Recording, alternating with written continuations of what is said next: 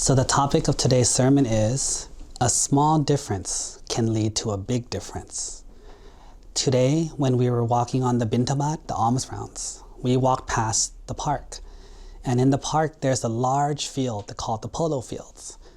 Around the polo fields, there's a bike track. And today we were watching, as we were walking, we looked and watched people biking. And they were biking really fast.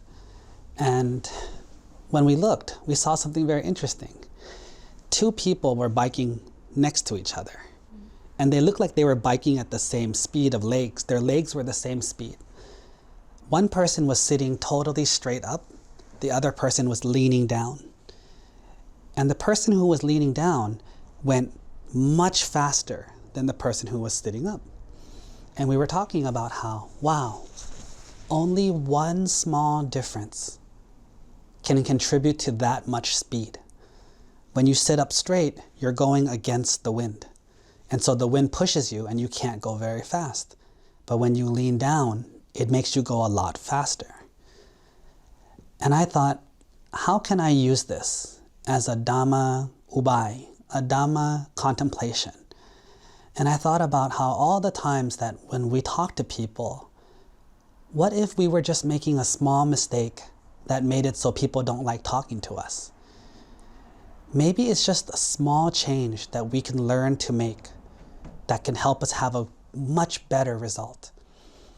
Because a lot of times when we talk to people, we think, why won't they listen to me? Why don't they listen? Why don't they like me? Why don't they understand me? And we think, I said the right thing. My facts are true. Why don't they like me? Same thing as the biker. I'm putting the same effort. I have a bike just like you. We're in the same place. We're using the same energy. How come you're faster than me? Well, it's because the other person is doing it right and you're not doing it right. So what kind of things can we look at? Well, for one, when we talk to people, do you let them finish their thought? Or when they start to say something wrong or something you don't agree with, you interrupt them.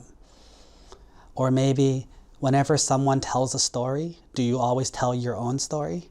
Maybe someone says, hey, yesterday I saw a bike, and you say, yeah, me too, I saw a bike, and they didn't get to finish their story.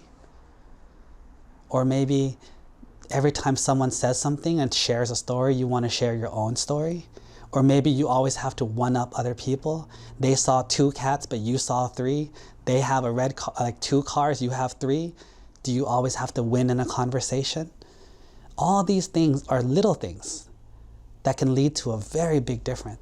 So in the future, instead of thinking, we're the same, why do we get a different result? We're the same, I did the same thing, why did I get a different result?